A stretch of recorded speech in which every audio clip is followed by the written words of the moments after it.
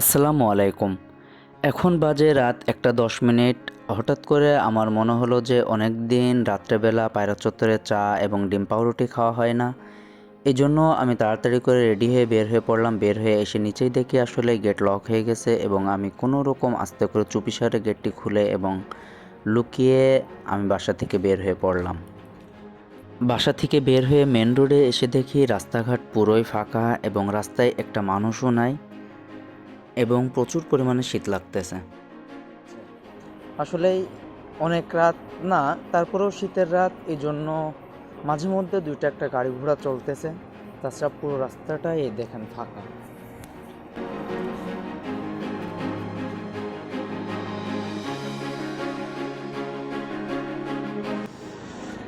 প্রচণ্ড শীত, শীতে কাঁপছিলাম, মানে শীতে প্রচণ্ড শীত, এত পরিমাণ শীত পড়তেছে যে শীতে আমি কেঁপে যাচ্ছি। ঠিক আছে, এই যে 5 মিনিট মতো হাঁটতে হয়, হাঁটতে হাঁটতে এই যে চলে আসলাম পায়রা চত্বর।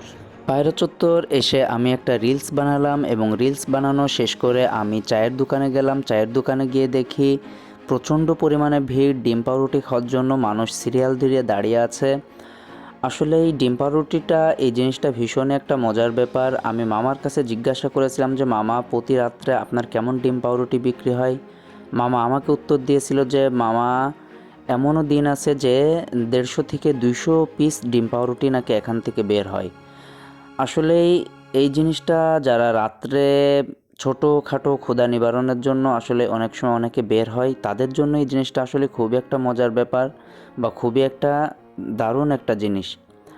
আমি মামার সাথে কথা বলতে বলতে আমিও ডিম পাউরুটির অর্ডার দিলাম এবং ডিম পাউরুটির অর্ডার দেওয়ার পরে মামা আমাকে একটু অপেক্ষা করতে বললেন এবং আমি অপেক্ষা করতে থাকলাম এবং ডিম পাউরুটি বানানোর এই ভিডিওটা আমি সুন্দরভাবে করতে থাকলাম। আপনারা যারা যারা এই ডিম পাউরুটিটা খেয়েছেন কমেন্ট করতে অবশ্যই ভুলবেন না।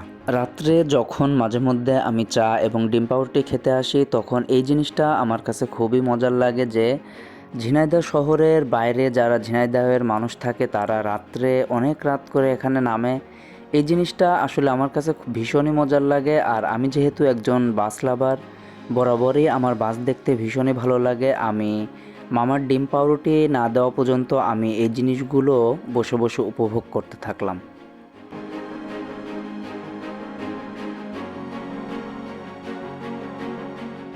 অপেক্ষা করতে করতে আমার অপেক্ষার প্রহর শেষ হয়ে গেল এবং মামা আমাকে ডিম পাউরুটিটা দিল। আসলে ডিম পাউরুটিটা খেতে ভীষণই মজা ছিল এবং আসলে আমি চুল ঠিক করতেছি, মানে আসলে আমি ভাব মারতেছি এমন কোনো ব্যাপার না। আসলে এই কানটুপি, এত পরিমাণে শীত পড়তেছে, কানটুপি পরেছিলাম তো এই জন্য চুলগুলো এলোমেলো হয়ে গেছিলো, এই জন্য চুলগুলো ঠিক করলাম।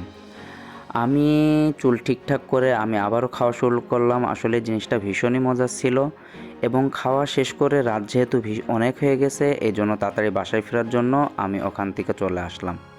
আজকের ভিডিওটা এই পর্যন্তই। দেখা হবে নতুন কোনো ভিডিওতে, নতুন কোনো জায়গায়। ততক্ষণ ভালো থাকবেন, সুস্থ থাকবেন। আল্লাহ হাফেজ।